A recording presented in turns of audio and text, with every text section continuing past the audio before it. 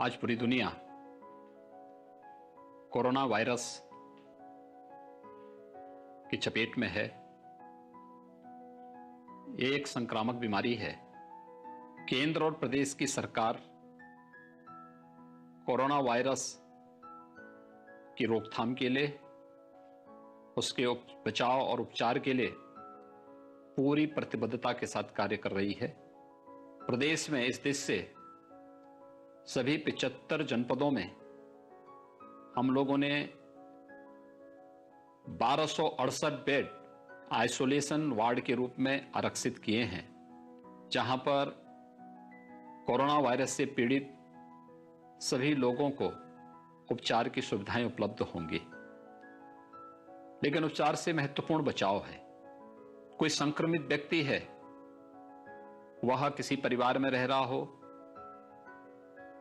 या फिर किसी होटल में, किसी क्लब में या किसी सार्वजनिक स्थल पर हो, तत्काल उसे स्वास्थ्य विभाग के जिम्मेदार अधिकारियों को सूचित करते हुए आइसोलेशन वार्ड तक पहुंचाने की व्यवस्था हो। हाथ धोने की व्यवस्था, बार बार हम हाथ धोएं, किसी भी ऐसे वस्तु को न छुएं जिससे संक्रमण बढ़ सकता हो और जिसके कारण कोई भी व्यक्ति इसकी चपेट में आए। आवश्यक सावधानी बरतने से हम इस बीमारी से बच सकते हैं और न केवल बच सकते हैं पितो एक बड़े समुदाय को भी इसकी चपेट में आने से रोक सकते हैं। आइए हम सब मिलकर के कोरोना वायरस के खिलाफ चल रही देश और दुनिया की मुहिम में प्रदेश सरकार के इस अभियान में हम सब भी सहभागी बनेंगे। इसके लिए मैं आप सबका आह्वान करता हूं। भयभीत होकर के नहीं, बल्कि सावधानी और सतर्कता से हम कोरोना वायरस पर विजय प्राप्त करेंगे। मेरी आप सबके प्रति इस अभियान में शुभकामनाएं।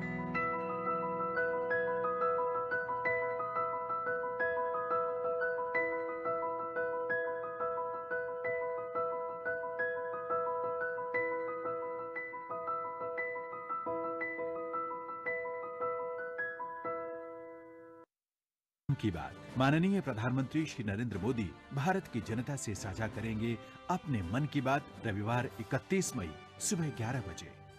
आप भी माननीय प्रधानमंत्री के मन की बात का हिस्सा बन सकते हैं। इसके लिए आप अपने सुझाव 30 मई तक टोल फ्री नंबर 1800-117800 पर रिकॉर्ड कर सकते हैं या माईगॉव के ओपन फोरम में पोस्ट कर सकते हैं।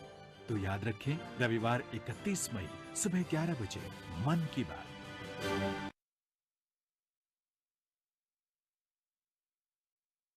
मन की बात माननीय प्रधानमंत्री श्री नरेंद्र मोदी भारत की जनता से साझा करेंगे अपने मन की बात रविवार 31 मई सुबह 11 बजे। आकाशवाणी के सभी केंद्र सभी चैनल से प्रसारित करेंगे एक साथ ही इसका प्रसारण दूरदर्शन के national news, DD Bharati, DD India, DD Urdu.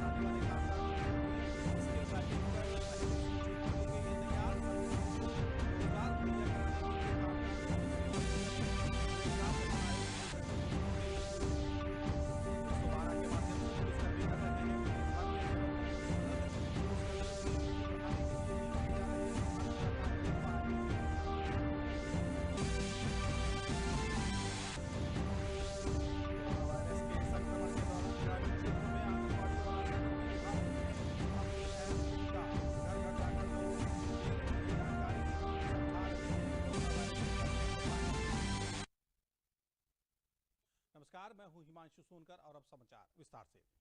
सरकार ने कोविड-19 से निपटने के लिए राज्यों और केंद्र शासित प्रदेशों के साथ मिलकर सक्रिय दृष्टिकोण, बेहतरीन प्रबंधन के माध्यम से इस महामारी की रोकथाम और बचाव के लिए कई कदम उठाए हैं, जो काफी कारगर साबित हुए हैं। इन्हीं परिणामों को प्रयास है कि देश में 60,490 लोगों को इस महामारी से निजात मिल चुकी है। वायरस के कारण अब तक 4,167 लोगों की मौत हो गई है। इस महामारी का रिकवरी रेट बढ़कर 41.57% हो गया है। देश में सक्रिय मामलों की संख्या की बात करें तो ये 80,722 है।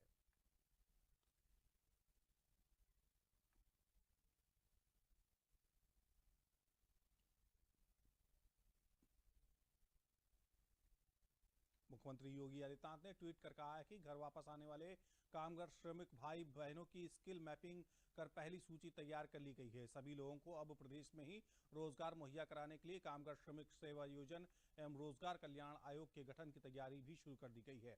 अब उनका हुनर, दक्षता और मेहनत जन्मभूमि को आसंबित करेगी।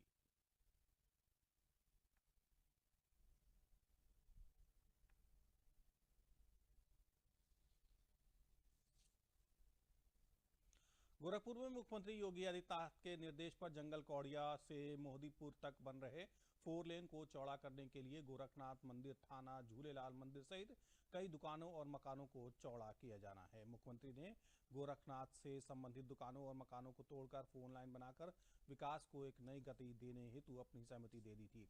विजयन पंडियन और सुनील कुमार गुप्ता ने गोरखनाथ मंदिर का निरीक्षण कर ध्वस्त करने की कार्रवाई गति की जानी और अपनी निगरानी में दुकानों मकानों को ध्वस्त कराया। जंगल कौड़िया मोहद्दीपुर 4 लेन को बरसात से पूर्व बनाने का मुख्यमंत्री ने पिछले दिनों गोरखपुर दौरे पर आने के बाद अधिकारियों को निर्देश दिए थे। इस 4 लेन निर्माण को लेकर जनता में बहुत ही खुशी है और इस 4 लेन के बन जाने से जाम की समस्या का समाधान होकर विकास को एक नई गति मिलेगी।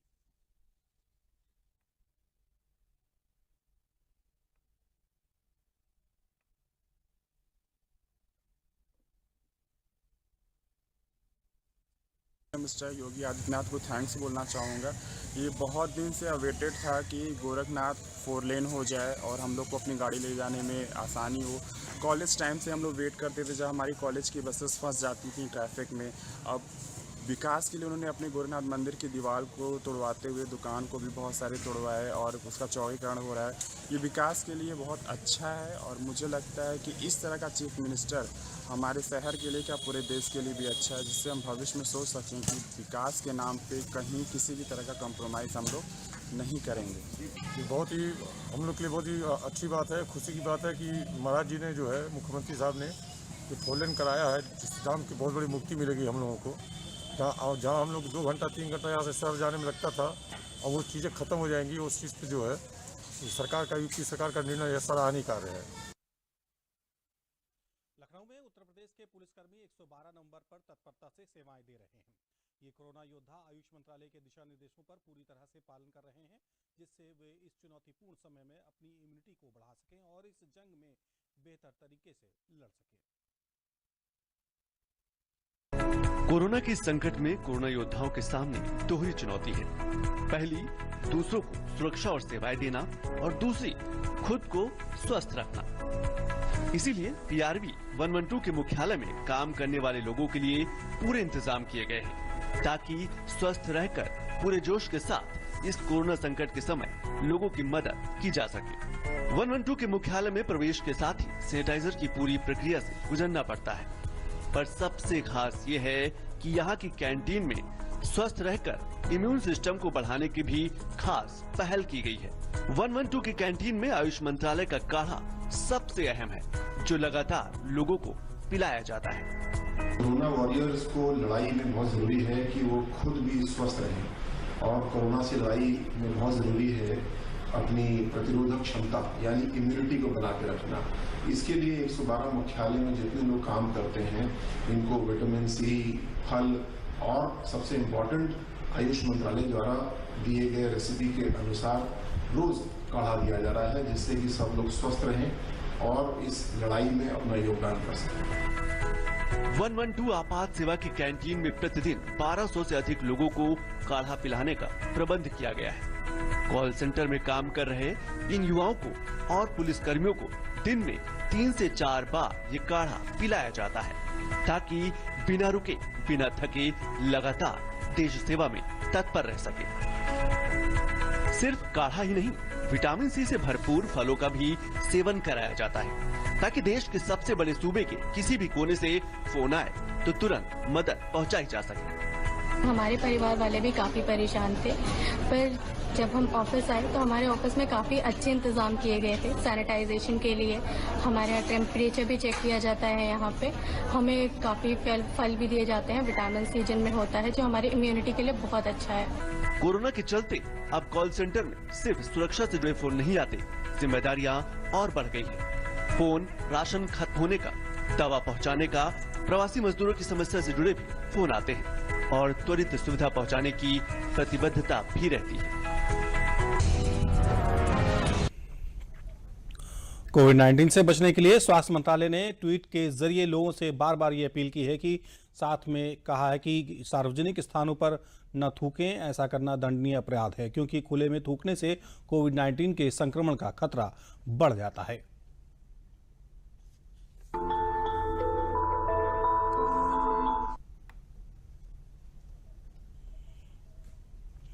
विश्व स्वास्थ्य संगठन ने कोरोना मरीजों में हाइड्रोक्सीक्लोरीन के बारे में जारी क्लिनिकल ट्रायल को फिलहाल स्थायी रूप से रोकने का फैसला लिया है।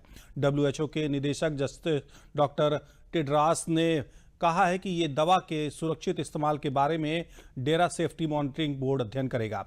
साथ ही इस दवा से जुड़े दुनिया भर में हो रहे प्रयोगों का व्यापक विश्लेषण भी किया जाएगा। डॉक्टर टेड्रास ने कहा है कि आमतौर पर हाइड्रोक्सीक्लोरीन इस्तेमाल मलेरिया के रोगियों और न्यूपस जैसे इम्यूनो की बीमारी में किया जाता है, लेकिन कोरोना के मरीजों में इस दवा के सुरक्षित इस्तेमाल को लेकर चिंता जताई जा रही है।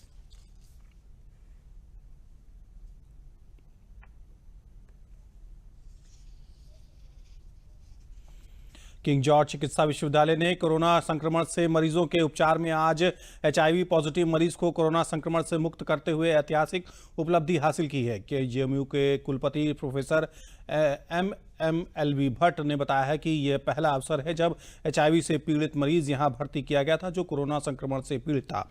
यह मरीज मात्र 6 दिन में ही कोरोना संक्रमण से मुक्त हो गया। एक 34 वर्षीय नवयुवक जो दिल्ली से गोंडा जा रहा था, रास्ते में रोड एक्सीडेंट में हेड इंजरी हो गई थी। साथ में जब यहाँ भर्ती किया गया तो पता लगा कि मरीज को HIV की भी बीमारी है, एड्स का इलाज चल रहा था और साथ में कोरोना पॉजिटिव पाया गया। इस कोरोना पॉजिटिव पेशेंट को हमने IDH हॉस्पिटल में भर्ती करके चिकित्सकों ने इलाज किया और मात्र 6 दिनों में ही मरीज संक्रमण मुक्त होकर के वायरस फ्री होकर के डिस्चार्ज हो गया और उसके घर वाले ले गए। ये पहला अवसर है जब HIV से पीड़ित एक मरीज जिसको कि यहाँ भर्ती किया गया और कोरोना पॉजिटिव होते हुए भी वो शीघ्र ही 6 दिन के अंदर यहाँ से संक्रमण मुक्त हुआ। साथ में जब हेड इंजरी का जो कंपोनेंट था, उस व्यक्ति के नवयुवक के व्यवहार में एबनॉर्मल व्यवहार आ रहे थे, भागने की प्रवृत्ति देखी जा रही थी, अपने ऊपर से कंट्रोल चला गया था और सौभाग्य से वो मानसिक स्थिति भी ठीक हो गई, हेड इंजरी का भी मैनेजमेंट किया गया। तो इस तरह से 3 समस्याओं से ग्रसित एक मरीज विश्वविद्यालय द्वारा डिस्चार्ज होना हम सब लोगों के लिए एक आशा की किरण लेके आया है, क्योंकि संभवतः ये सबको ज्ञात था कि HIV के मरीज जिसका कि इम्यून सिस्टम खराब हो जाता है HIV में, ऐसे मरीज में कोरोना का संक्रमण होगा तो क्या स्थिति होगी। बहुत ही चिंता का विषय था। बहुत ही गहन विचार विमर्श विश्वविद्यालय में किया जा रहा था कि इस मरीज के लिए बहुत ही लोग परेशान थे, लेकिन उस मरीज के ठीक हो जाने के बाद एक आशा की लहर है। लोग अत्यंत आह्लादित हैं और समाज के लिए भी ये शुभ संकेत है, शुभ संदेश है। केंद्र सरकार द्वारा घोषित सूक्ष्म, लघु और मध्यम उद्योगों के लिए पैकेज से वाराणसी के बुनकरों को काफी उम्मीद है। बनारसी साड़ी उद्योग को सरकार की घोषणा से कारोबार बढ़ने की उम्मीद है। आशा है कि पैकेज के माध्यम से न सिर्फ बुनकरों को रोजगार मिलेगा बल्कि यहाँ के कपड़ों को और बड़ा बाजार भी उपलब्ध होगा। लॉकडाउन के कारण लगभग सब तरफ काम बंद हो गया था। ये साड़ी का कारोबार जो कि बनारसी साड़ी का पूरे विश्व में जाना जाता है, यहाँ भी बुनकर भाई जो काम करते हैं, काम बंद था, लेकिन इन लोगों ने काम शुरू किया है। अभी जब वित्त मंत्री ने घोषणा की MSME के लिए कि तरह तरह की जो स्कीम्स हैं उसके तहत कारीगरों की, व्यवसायियों की मदद की जाएगी। इस उम्मीद में ये बुनकर हैं, ये व्यवसायी हैं, साड़ी के जो बनारस को नाम देते हैं, बनारस के नाम से इन साड़ी को जाना जाता है, सिल्क की साड़ी को। हमारे साथ कुछ ऐसे ही कारीगर हैं जो जिनसे हम बात करेंगे कि एमएसएमई के तहत जो सरकार ने, वित्त मंत्री ने घोषणा की है, उसको ये किस तरह से देखते हैं? सरकार ने एक घोषणा की है एमएसई के द्वारा, इस उम्मीद में हम लोग काम को चालू किए हैं। सरकार की तरफ से वित्त मंत्री ने जो घोषणा की है कि बुनकरों को भी पैसा मिलेगा, तो उसका हम लोगों को इंतजार है कि मिलेगा हम लोगों को। मैं बनारसी साड़ियों का कारोबार करती हूँ। बनारसी काम हमारा परंपरागत काम है और जैसा कि वित्त मंत्री जी ने काफ़ी अच्छे पैकेजेस दिए हैं इस कारोबारों के लिए और इन व्यवसायों को उभारने के लिए, तो आशा करती हूँ कि उस पैकेज के कारण हमारे आने वाले टाइम में हमारे बनारसी उद्योग, बुनकर भाइयों और उससे संबंधित जुड़े सभी लोग काफ़ी लाभान्वित होंगे। हम लोग को लगता है कि हमारे बुनकर भाई और हम लोग का जो बनारसी साड़ी का कारोबार है बहुत बूम करेगा, बहुत बूम करेगा। हम लोग को पूरी उम्मीद है और हम लोग को इस व्यवसाय से एमएसएमई के कारण और बहुत बड़े प्रधानमंत्री घोषणा के कारण बहुत उम्मीद है। इससे लगता है कि बनारसी साड़ी का उद्योग फिर से बूम करेगा और इसका फायदा बनारसी साड़ी के व्यवसायियों और बुनकरों को भी मिलेगा। Doctor Harkesh Bahadur Singh Gautam, DD news, Varanasi. Hamirpur में लॉकडाउन के दौरान महिलाओं का खाना बनाने में कोई परेशानी न हो, इसके लिए प्रधानमंत्री ने अप्रैल से अगले 3 महीने तक उज्ज्वला गैस कनेक्शन धारकों को निःशुल्क गैस कनेक्शन मिलने से हमीरपुर की महिलाएं काफ़ी खुश हैं और उनका कहना है कि जब सभी कामकाज बंद के कारण घर में पैसे का अभाव था, ऐसे में प्रधानमंत्री ने महिलाओं को निःशुल्क गैस कनेक्शन देकर हमारे परिवारों को खुशी दी है।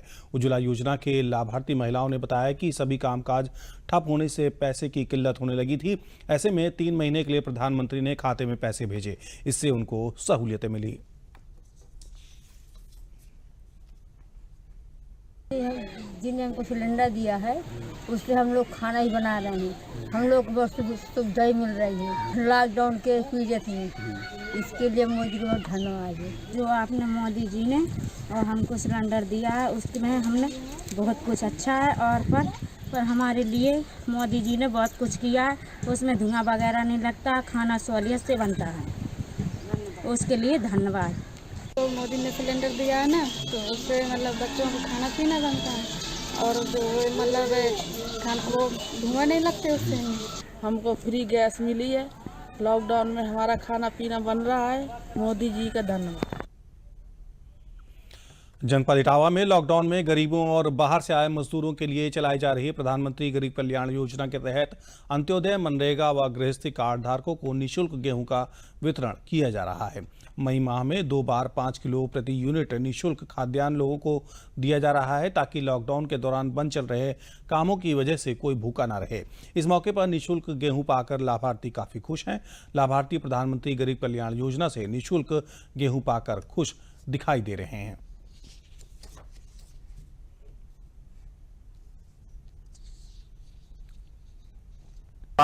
फ्री में राशन प्राप्त हुआ है, इस पर मैं मोदी जी को धन्यवाद देता हूँ। मोदी जी की तरफ से मेरे को 2 बार महीने में गल्ला बिल्कुल फ्री मिला है, इसलिए मोदी जी को धन्यवाद देता हूँ।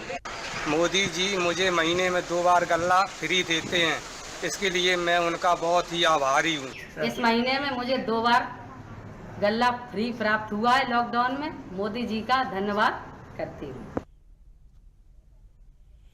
कोरोना का इस संकट काल में जहां समाज का हर वर्ग अपनी महत्वपूर्ण भूमिका अदा कर रहा है, वहीं इस संकट की घड़ी में लोगों को समस्याओं को काम किया जा सके, इसके लिए आशा बहू और आंगनबाड़ी भी अहम भूमिका अदा कर रही हैं। आंगनबाड़ी कार्यकर्ती जहां घर घर जाकर इस बात की जानकारी ले रही हैं कि घर में कितने सदस्य हैं, किस उम्र के हैं तथा उन्हें कोई बीमारी तो नहीं है। वहीं आशा बहू बाहर से आए श्रमिकों को 21 दिन के होम क्वारंटाइन की बारीकियों को घर घर जाकर समझा रही हैं। रायबरेली जिले में लगभग 2383 आशा बहुओं व लगभग 2800 आंगनवाड़ी कार्यकर्ताओं को इस कार्य में तैनात किया गया है। वहीं क्वारंटाइन किए गए श्रमिकों के साथ ही अन्य लोगों ने बताया कि आंगनवाड़ी व आशा बहुओं के द्वारा दी जा रही जानकारी उनके लिए काफी महत्वपूर्ण है। तो हमारे ग्राम सभा में जो बाहर से आते हैं आदमी, उनको होम क्वारंटाइन के लिए हमारी बस की ड्यूटी लगाई गई है। उनको विजिट करना है। हर तीसरे दिन उनके घर जाके उनको समझाना है कि होम क्वारंटाइन करना है, उनको घर से परिवार से अपने दूर अलग कमरे में रखना है, अकेले उनके बर्तन अकेले साफ, कपड़ा अलग अलग रख के उनको सब व्यवस्था बताना। मुंह में मास्क लगा के रहें। परिवार वाले से बताया है कि उनसे दूर रखिए। 21 दिन के लिए होम क्वारंटाइन के लिए बताया गया, जिससे काफ़ी लाभ मिला है। कुछ चीज़ें थी जो बताई जा रही थी लेकिन समझ में नहीं आ रही थी, टेक्निकल थी, तो वो आशा बहू द्वारा और आंगनबाड़ी केंद्र की सुनीता आंटी द्वारा वो समझाया गया, जिससे हम लोगों को काफ़ी लाभ मिला है। आशा बहू बोली हैं कि आप जो है अपने घर से अलग रहिए और अपने हाथ वगैरह धोते रहिए और सारी जो भी साबुन वगैरह अपने हाथ अच्छी तरीके से सैनिटाइज कर रखते रहिए और घर से अपनी दूरी बना के रखें। अगर घर का कोई सदस्य तुम्हें खाना देने के लिए आता है तो उससे दूरी से ही खाना ले लें और अपने बर्तन और कपड़े अपने स्वयं साफ करें और स्वयं सबसे दूरी बना के रखें। आशा बहू यही समझा के गई। हम लोगों को बस यही जिम्मेदारी दी गई है कि आप लोग अपने क्षेत्र में सर्वे करके देखें कि कोई बाहर से आया हो, उसकी देखभाल कैसे करनी है, या मतलब कोई बाहर तो नहीं जा रहा है, भीड़ भाड़ तो नहीं लगा रहा है, किसी के यहाँ कोई बीमार तो नहीं है, बीमार है तो कैसी बीमारी है, यही सब चीज़ों के लिए कहा गया है। हम लोग वही देखते हैं, उसी को ध्यान रखते हैं। देश में तेजी से फैल रहे कोरोना बीमारी को लेकर केंद्र और प्रदेश सरकार गंभीर है। सरकारें लगातार अधिकारियों के साथ बैठक कर हर वो कदम उठा रही है जिससे इस बीमारी को फैलने से रोका जाए। इस कड़ी में मुख्यमंत्री योगी आदित्यनाथ ने प्रदेश के ग्रामीण इलाकों में अधिकारियों को आदेश देते हुए हर गांव में आशा बहुओं और कार्यकर्तियों को गांव-गांव के हर घर में जाकर लोगों की पूरी जानकारी लेकर उच्च अधिकारियों तक पहुंचाने के निर्देश दिए हैं। ये ग्रामीणों से कोरोना के प्रति जागरूक रहने व हाथ धोने के साथ ही सोशल डिस्टेंसिंग का पालन करने की अपील भी करती हैं। ग्राम निगरानी समिति की ये टीम इंटेलिजेंस यूनिट की तर्ज पर काम कर रही हैं।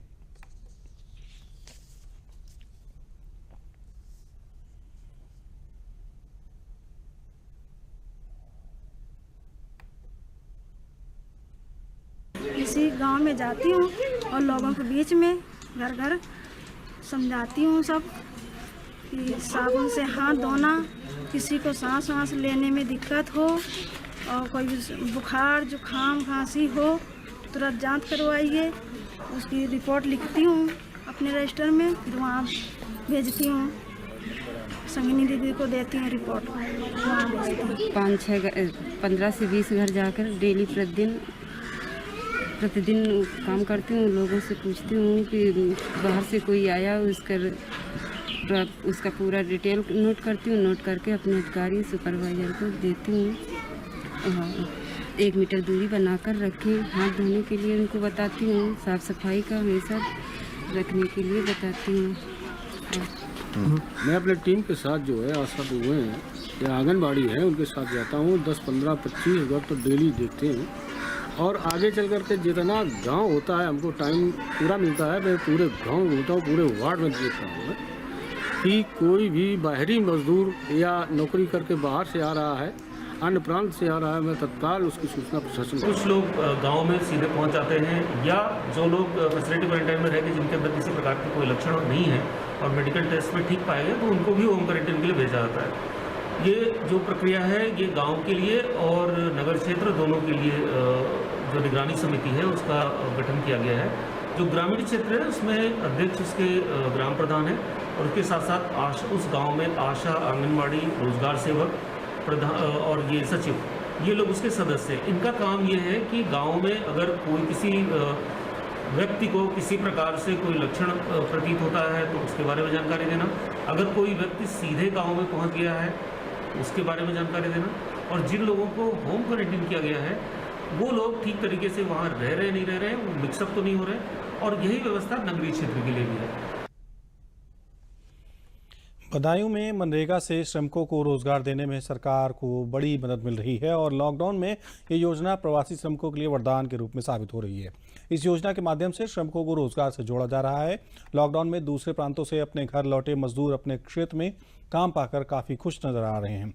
श्रमिक रोजगार पाकर सरकार की मनरेगा योजना की सराहना कर रहे हैं। साथ ही श्रमिकों को सोशल डिस्टेंसिंग का पालन करते हुए मास्क लगाकर काम भी कर रहे हैं।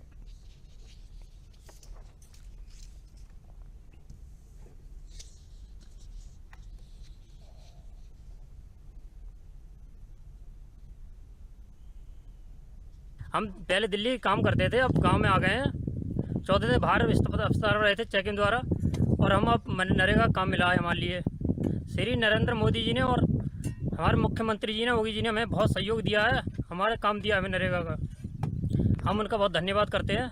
ऐसा काम चलता रहना चाहिए। हमारे मजदूर बहुत खुश हैं, खुशहाल हैं, और हमें भी अच्छा लग रहा है कि हमारे लोग बाहर से आए अब काम पे आ गए हैं, काम कर रहे हैं। मुख्यमंत्री योगी जी द्वारा जो कोरोना बीमारी फैली है उसके थ्रू एक्स्ट्रा बजट मनरेगा को दिया गया, जिसके तहत हमारे गांव वापस श्रमिक वापस आए। उन्हें हमने 14 दिन क्वारंटीन किया। क्वारंटीन करने के बाद हम लोगों ने उनके रोज़गार के लिए मनरेगा के द्वारा सड़क पे काम दिया गया, और वो परिवार जितने भी हैं सारे खुश हैं और उन्हें काम मिल रहा है। माननीय मुख्यमंत्री जी को मैं धन्यवाद देना चाहता हूँ। उनकी महत्वाकांक्षी योजना की वजह से हमारे गांव में कोई भी परेशान नहीं है, सबको भरपेट खाना मिल रहा है।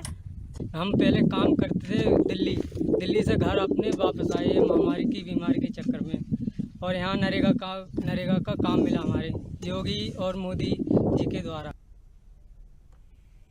कोरोना महामारी के बीच जारी लॉकडाउन के चलते बाहर के प्रदेशों में फंसे हुए प्रवासी श्रमिकों को लेकर एक श्रमिक एक्सप्रेस स्पेशल ट्रेन कौशाम्बी जिले के सिराथू स्टेशन पर पहुंची। ट्रेन आने से पहले ही प्रशासनिक अमला पूरी तैयारी के साथ सिराथू रेलवे स्टेशन पर मौजूद रहा। इस श्रमिक स्पेशल ट्रेन में 67 प्रवासी श्रमिक सिराथू रेलवे स्टेशन पर पहुंचे।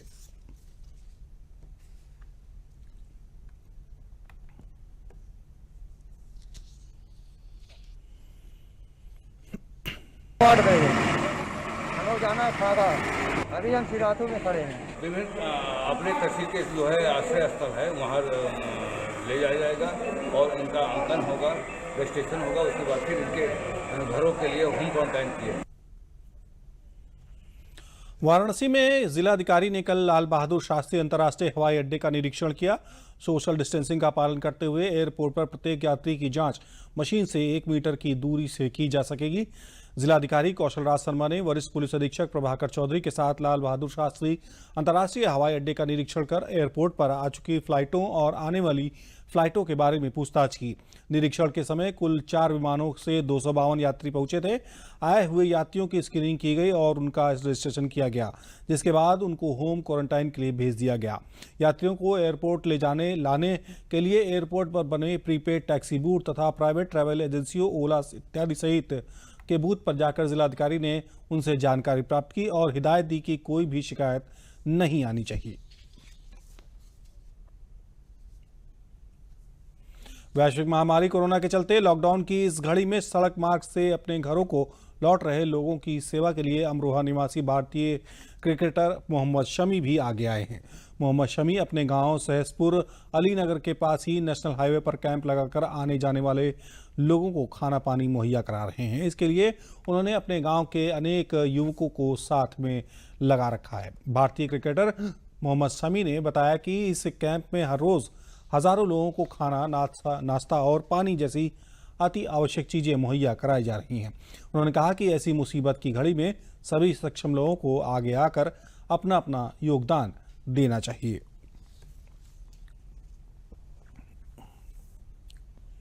लॉकडाउन के बीच लोग परेशान हैं, घर पहुंचने के लिए वो लोग पैदल निकल रहे हैं, गाड़ियों से निकल रहे हैं, उनको खाने का बहुत दिक्कत हो रहा है, अरेंजमेंट नहीं हो पाया है। तो हमने प्रशासन के साथ ये एक अपील की थी कि प्रशासन से भी और हेल्थ वालों से भी कि हम एक भंडारा लगाते हैं जिसमें रोज़ के 8-10 हज़ार लोग खाना खा सकते हैं, और उनके लिए पानी भी अरेंज कराया है, उनके लिए फ्रूट्स भी अरेंज कराए हैं। तो जितना पॉसिबल हो सकता है करा रहे हैं, और अल्लाह करम है कि 8-10 हज़ार लोग रोज़ के यहाँ पे खाना खाकर निकल रहे हैं यहाँ से। और आप सबसे भी यही अपील करता हूँ कि अगर हमारे पास इतना पोटेंशियल है और इतना सब कुछ है ऊपर वाले ने दिया है, तो डजेंट मैटर कौन क्या है, आप हमेशा उनकी हेल्प के लिए आगे आएँ और हमेशा आप ऐसी चीज़ों में योगदान दें। और मैं उम्मीद करता हूँ कि हम सब मिलकर इस चीज़ को सक्सेस करेंगे। श्रमिक स्पेशल ट्रेन गुजरात से फर्रुखाबाद रेलवे स्टेशन पहुंची। जिलाधिकारी मानवेंद्र सिंह और पुलिस अधीक्षक डॉक्टर अनिल कुमार मिश्रा ने अपनी मौजूदगी में प्रवासी मजदूरों को एक एक कर ट्रेन से उतरवाकर रेलवे स्टेशन पर तैनात चिकित्सीय टीम द्वारा कराई गई थर्मल स्क्रीनिंग। बाद में बसों के माध्यम से मजदूरों को भेजा गया। उनके गंतव्य को गुजरात से चलकर वाया कासगंज होते हुए फर्रुखाबाद पहुंची श्रमिक स्पेशल ट्रेन में 1445 प्रवासी मजदूर आए, जिसमें 745 मजदूर कासगंज स्टेशन पर उतर गए तथा 700 मजदूरों को ये ट्रेन फर्रुखाबाद लेकर पहुंची। फर्रुखाबाद रेलवे स्टेशन पर जिलाधिकारी मानवेंद्र सिंह, अपर जिलाधिकारी विवेक श्रीवास्तव, पुलिस कप्तान डॉक्टर अनिल मिश्रा, अपर पुलिस अधीक्षक त्रिभुवन सिंह आदि ने इन मजदूरों को ट्रेन से उतारकर बसों में उनके गंतव्य को लंच पैकेट के साथ विदा किया। मजदूरों के साथ आए बच्चों को जिला प्रशासन की ओर से 2 रुपए वाले पार्ले जी के बिस्कुट के पैकेट जिलाधिकारी, पुलिस कप्तान, अपर जिलाधिकारी ने बच्चों को भेंट किए। इन मजदूरों में 290 मजदूर फर्रुखाबाद के व अन्य दूसरे मजदूरों को जनपदों को जिनके अपर जिलाधिकारी ने लंच पैकेट के साथ रोडवेज की बसों में बैठाकर रवाना किया।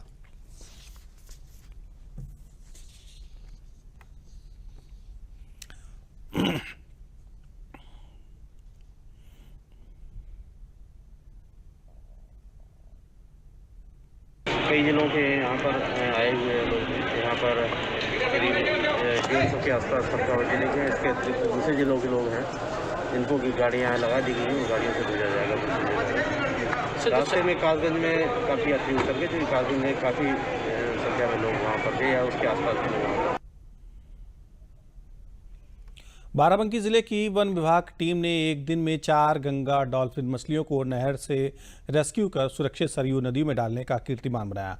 सरयू नदी के तेज बहाव से बहकर 4 गंगा डॉल्फिन मछलियां इंदिरा नहर में आ गई थी। नहर में पानी कम होने की वजह से चारों डॉल्फिन को जान का खतरा देख वन विभाग की टीमों ने बड़ा रेस्क्यू अभियान चलाया और घंटों की कड़ी मशक्कत के बाद चारों डॉल्फिन मछलियों को इंदिरा नगर से निकालकर 65 किलोमीटर की दूरी को मात्र 45 मिनट में तय करते हुए सभी गंगा डॉल्फिन मछलियों को सुरक्षित रामनगर स्थित सरयू नदी में छोड़ दिया गया।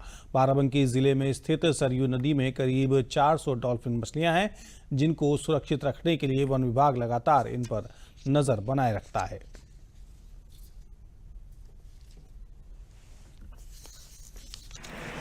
गांगे डॉल्फिन, जो गंगा नदी की डॉल्फिन है, वो एक राष्ट्रीय जल जीव है और ये वन्य जीव संरक्षण अधिनियम 1972 के अंतर्गत शेड्यूल 1 का प्राणी है। ये एक विलुप्त प्रजाति है। इस प्रजाति की 4 प्राणी जो है वो भटक करके आ गए थे, इंदिरा कैनाल में आ गए थे और इनको बचाया जाना अति आवश्यक था। इनको रेस्क्यू करने के लिए स्थानीय जनता के सहयोग से कर्मचारियों द्वारा पूरा सहयोग करते हुए इनका रेस्क्यू किया गया और इन चारों को सकुशल सरयू नदी में छोड़ा गया। ये अभी तक अपने देश में ये इतिहास बन गया है कि हम लोगों ने पहली बार 4 डॉल्फिन को एक साथ रेस्क्यू करके उनको सकुशल उनके प्राकृतिक आवास में छोड़ा है। इसी के साथ समाचार समाप्त हुए। नमस्कार।